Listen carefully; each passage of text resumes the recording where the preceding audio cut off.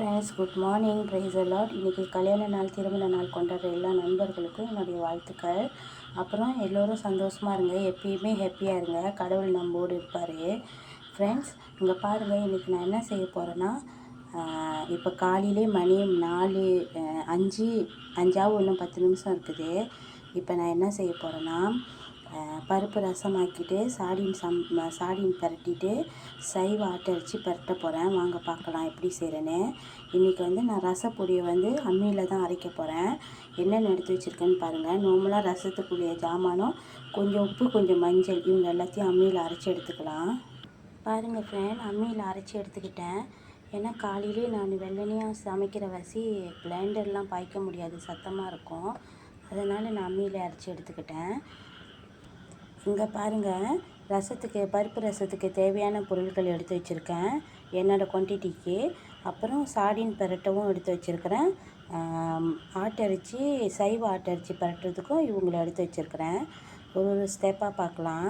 இப்போ பாருங்கள், பருப்பை நல்லா வேக வச்சுருக்கேன். அது கூட மல்லி வேர் இருக்குங்களா, இங்கே பாருங்கள், மல்லி இலை வேர் இருக்குங்களா, அந்த மல்லி இலை வேரையும் பருப்பையும் போட்டு தோரம் பருப்பு போட்டிருக்கேன். இவங்களை நல்லா வெந்து வந்துட்டாங்க. இப்போ நம்ம ஆரம்பிக்கலாம் நம்ம சமையலை.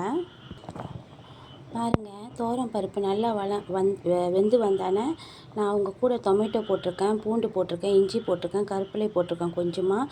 அப்புறம் பச்சை மிளகாய், அப்புறம் சிவப்பு மிளகாய். பச்சை மிளகாய் குடை மிளகாய் போட்டிருக்கேன். அப்புறம் ஒரு புளி போட்டிருக்கேன், கொஞ்சம் புளி போட்டிருக்கேன், பழப்புளி. அப்புறம் நம்ம அரைச்சி வச்சிருந்தால சாந்து அவங்களையும் இவங்க கூட சேர்த்துக்கிட்டேன். இப்போ இவங்கெல்லாம் நல்லா கொதித்து வரட்டும் ஃப்ரெண்ட். பாருங்கள், நம்ம கொஞ்சமாக தண்ணி ஊற்றி இந்த பூண்டு, இந்த மசாலாலாம் போட்டு வேக வச்சோமா, இந்த காலையில் செம்ம வாசம் ஃப்ரெண்ட். இந்த சாம்பார் அம்மியில் அரைச்சி செய்கிறது அவ்வளோ வாசமாக இருக்குது. போங்க, வேகாமலே சாப்பிட்ணும் போல் இருக்குது. பாருங்கள், இப்போ கொஞ்சமாக தண்ணி ஊற்றி இந்த ரசத்தை வேக வச்சுட்டோம். இப்போ நம்மளுக்கு எவ்வளோ ரசம் வேணுமோ அவ்வளோக்கு தண்ணி ஊற்றிக்கலாம். பாருங்கங்க, எனக்கு இவ்வளோ ரசம் வேணும். ஏன்னா நான் 10 பேர் காக்கிறேன், அதனால் இவ்வளோ வேணும். இப்போ இவங்க கூட நம்ம ஒரு ஸ்பூனு நல்லா தாராளமாக பெருங்காயத்தூள் போட்டுக்கலாம். இவங்க எல்லாம் வெந்து வரட்டும், பார்க்கலாம்.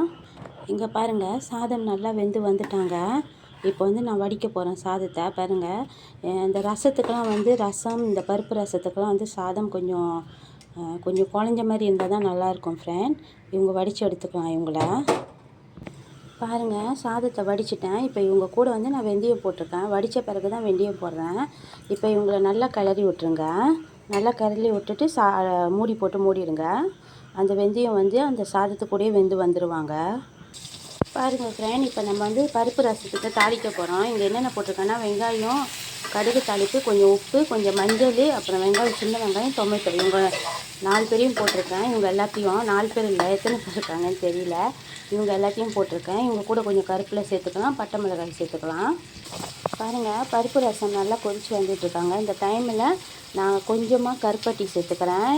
இப்போ நாட்டு சர்க்கரை தான் சேர்ப்பேன், ஆனால் நாட்டு சர்க்கரை முடிஞ்சிச்சுங்க எங்கள் வீட்டில், அதனால் கருப்பட்டி சேர்த்துக்கிறேன்.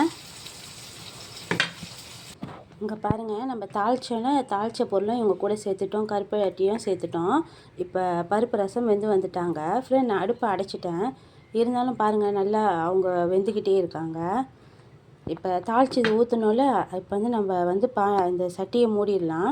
ஏன்னா அந்த வாசம்லாம் அவங்க கூடயே இருப்பாங்க. பாருங்கள் ஃப்ரெண்ட், இப்போ சைவ ஆட்டரிச்சு பரட்ட போகிறேன். நான் சைவ ஆட்டரிச்சு எப்பயுமே இந்த பிராண்ட் தான் பாய்ப்பேன் ஃப்ரெண்ட். சைவ பொருள் எல்லாமே ரொம்ப டேஸ்ட்டாக இருப்பாங்க. நீங்கள் வாங்கி சமைச்சு பாருங்கள், அந்த பிராண்டை நல்லா டேஸ்ட்டாக இருப்பாங்க.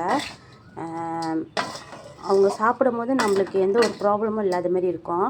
பாருங்கள் ஃப்ரெண்ட், இப்போ வெங்காயம் போட்டிருக்கிறேன், கடுகு தாளிப்பு போட்டிருக்கேன், கருவேப்பிலை, இஞ்சி போட்டிருக்கேன், பூண்டு போட்டிருக்கேன், மிளகாய் சாந்து போட்டிருக்கேன், மிளகாய்த்தூள் இந்த கரண்டியில் ஒரே ஒரு கரண்டி தான் போட்டிருக்கேன். ஏன்னா நான் 10 பேருக்கு தான் சமைக்க போகிறேன், அதனால் இவங்க எல்லாத்தையும் போட்டிருக்கேன். ஆனால் இன்னும் நான் அடுப்பு தட்டவே இல்லை ஃப்ரெண்ட். உப்பு போட்டிருக்கேன், மஞ்சள் போட்டிருக்கேன், எல்லாமே போட்டிருக்கேன். ஆனால் நான் அடுப்பு தட்டவே இல்லை. இனிமேல் தான் அடுப்பு தட்ட போகிறேன்.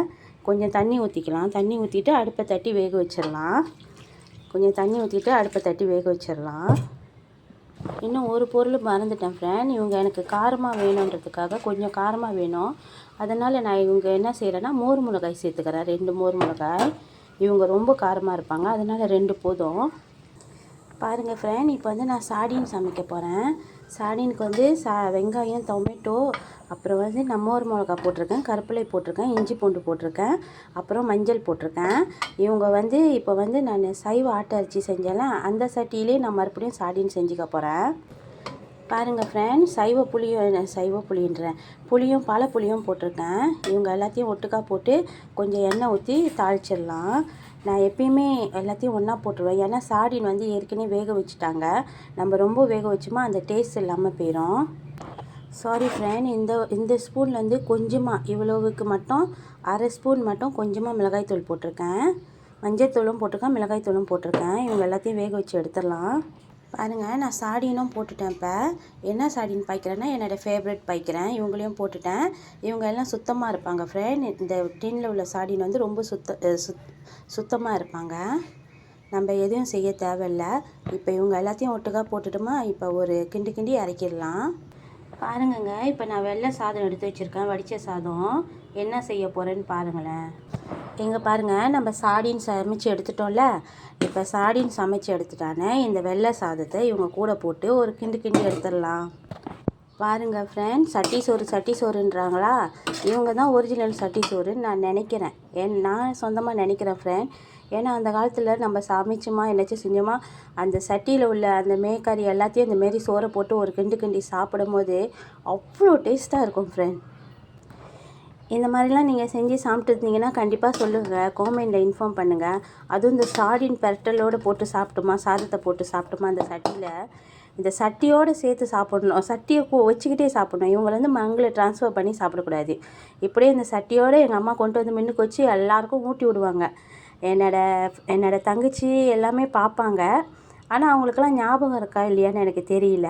ஆனால் எனக்கு ரொம்ப ஞாபகம் இருக்கும். நான் எப்போ சமைக்கும் போதும் சில விஷயம் வந்து எங்கள் அம்மாவோட ஸ்டைலில் சமைக்கும் போது எனக்கு அந்த பழைய ஞாபகம்லாம் ரொம்ப வரும். உங்களுக்கும் அந்தமாரி சிந்தனை இருந்துச்சுன்னா கண்டிப்பாக காமெண்ட்டில் எனக்கு சொல்லுங்கள் ஃப்ரெண்ட். இங்கே பாருங்கள் இப்போ ஃப்ரெண்ட், புழுங்கரிசி சாதம், வடித்த சாதம். இங்கே பாருங்கள், நம்மளோட பருப்பு ரசம், சூப்பரான பருப்பு ரசம் அம்மியில் அரைச்சி செஞ்சது. இங்கே வந்து நம்மளோட சைவ ஆட்டை அரைச்சி வறுவல் மாதிரி செஞ்சுருக்கேன் ஃப்ரெண்ட். இந்த சைவ ஆட்டரிச்சி அப்புறம் இந்த சாடின்லாம் வந்து நம்ம ரொம்ப நேரம் வேக வைக்கணும்னு அவசியம் இல்லை ஃப்ரெண்ட். ஏன்னா அவங்க வெந்து தான் நம்மள்ட்ட வராங்க. அப்போ நம்ம இன்னும் ஓவராக குக் பண்ணோமா அவங்கள்ட்ட உள்ள ப்ரோட்டீனு, விட்டமின்ஸ் எல்லாம் இருக்க மாட்டாங்க, போயிடுவாங்க. அதனால் நம்ம எவ்வளோ சட்டுன்னு சமைச்சு அவங்கள எடுக்க முடியுமோ அவ்வளோ சட்டுன்னு அந்த டிப்ஸ் எல்லாம் நம்ம கற்றுக்கிட்டு அதன்படி செஞ்சோமா நம்மளுக்கு அவங்களோட ப்ரோட்டீன் கிடைக்கும். ஏன்னா நம்ம காசு கொடுத்து வாங்கி சமைக்கிறோம். அப்போ சமைச்சு சாப்பிடும்போது அவங்கள்ட்டேருந்து நம்மளுக்கு எந்த ஒரு பலனும் இல்லாமல் இருந்தாங்கன்னா அப்போ நம்ம சாப்பிட்றதுக்கு புண்ணியம் இல்லைல்ல. அதனால தான் நான் வந்து எப்பயுமே இந்த சைவ பொருள், அப்புறம் வந்து இந்த தவுஃபு, அப்புறம் வந்து இந்த சாடின்லாம் செஞ்சுன்னா கொஞ்சம் குயிக்காக செஞ்சு எடுத்துடுவேன். இங்கே பாருங்கள், சூப்பராக நம்ம சாடின் பரட்டெல்லாம் வேலை முடிஞ்சிருச்சு. இவங்கள பாருங்கள், நம்மளோட சட்டி சோறு. இவங்க தான் ஒரிஜினல் சட்டி சோறுன்னு நான் நினைக்கிறேன். ஆனால் உண்மையாக என்னதுன்னு தெரியல. இது நம்ம அம்மா அப்பா காலத்தில் உள்ள சட்டி சோறு ஃப்ரெண்ட். இன்றைக்கி ஒரு பொடி இருக்குது ஃப்ரெண்ட், வாங்க சாப்பிட்லாம். இந்த வீடியோவில் என்னாச்சும் தவறு இருந்தால் மன்னிச்சிருங்க. ஏன்னா நான் ரொம்ப காலையிலே எடுக்கிற வசி கொஞ்சம் மெல்லமாக பேசுகிறேன். எனக்கு அப்புறமேலே கொஞ்சம் ஆர்டர்ஸ்லாம் இருக்குது, கெட்ரிங்லாம் இருக்குது, அதெல்லாம் செய்யணும். அதனால தான் நான் கொஞ்சம் வெள்ளனையாக எழுந்துச்சி சமைச்சிட்டேன் வீட்டுக்கு. ஃப்ரெண்ட், மறக்காமல் பெல் பட்டனை, சப்ஸ்கிரைப் பட்டனை அமுத்திடுங்க ஃப்ரெண்ட். உங்கள் ஃப்ரெண்ட்ஸுக்கு ஷேர் பண்ணுங்கள். நீங்களும் என்னோடய ரெசிபியை செஞ்சு சாப்பிட்டு பாருங்கள். அப்புறம் காமெண்ட்டில் எனக்கு ஏதாவது ஒரு மெசேஜ் கொடுங்க ஃப்ரெண்ட். நீங்கள் என்னை ஏசினாலும் பரவாயில்ல, என்னை வாழ்த்தினாலும் பரவாயில்ல, ஏதாவது ஒரு மெசேஜ் கொடுங்க. அப்போ தான் இன்றைக்குள்ள ரெசிபிக்கு ஒரு முடிவு இருக்கும். அப்போ தான் கொஞ்சம் ஹெல்த் கொஞ்சம் நம்மளுக்கு கொஞ்சம் ஃப்ரெஷ்ஷாகவும் இருக்கும். நம்ம ரெசிபியை நம்மளோட இன்றைக்குள்ளே நம்ம சமையல் எல்லோரும் பார்த்துருக்காங்களேன்ட்டுன்னு ஒரு சந்தோஷமும் இருக்கும். எப்பயுமே ஃப்ரெண்ட், நம்ம சமைச்சிட்டு யாராவது நம்ம சமையல் நல்லா இருக்கா நல்லா இல்லையான்னு சொல்லுவாங்கன்னு வெயிட் பண்ணுவோம். இந்த மாதிரி விஷயம் வந்து என் வாழ்க்கையில் ரொம்ப நடந்திருக்குது. நானும் எதிர்பார்த்து யாரும் சொல்ல மாட்டாங்க. அதுக்கப்புறம் தான் என்னோடய ஹஸ்பண்ட் வந்து ரொம்ப சொல்லுவாங்க. சாப்பிட்டு நல்லா இருந்துச்சு, இந்த மாதிரியே செய்யணுவாங்க. டெய்லி ஒரே சமையல் சமைக்க முடியாதுல்ல. அதனால நான் வந்து அவங்க சொல்கிறப்ப எனக்கு ரொம்ப சந்தோஷமாக இருக்கும். சில சமயம் அவங்க சொல்ல மறந்துட்டாங்கன்னா நான் சாப்பிடும்போது நானே எனக்குள்ளே சந்தோஷமாக சொல்லிக்குவேன், இன்றைக்கி நம்ம ரொம்ப நல்லா சமைச்சிருக்கோன்னு. ஏன்னா ஒருத்தவங்க யாராவது ஒருத்தவங்க நம்மளை வாழ்த்துவாங்க, இன்றைக்குள்ள சமையலை பற்றி நம்மளுக்கு சொல்லுவாங்க, நம்ம ரொம்ப ஏங்குவோம். அந்த அந்த வார்த்தை வரலைன்னா நம்மளுக்கு மனசு ரொம்ப கவலையாக இருக்கும் அந்த நாள் முடிகிறப்ப. அதனால் இப்போல்லாம் நான் என்ன செஞ்சுக்குவேன்னா, நான் சமைச்சிட்டு என் சமையலெல்லாம் இப்படி படம் எடுக்கிறேன்னா, அப்போ அந்த சேனலில் திருப்பி இந்த வீடியோவை நான் திருப்பி பார்க்கும்போது, ஐயோ நம்ம எவ்வளோ சூப்பராக சமைச்சிருக்கோமான்னு சொல்லி என்னை நானே பெருமையாக பேசிக்குவேன். Thank you friend. மக தூங்குறா, இன்றைக்கி பாய் சொல்ல மாட்டா. தேங்க்யூ.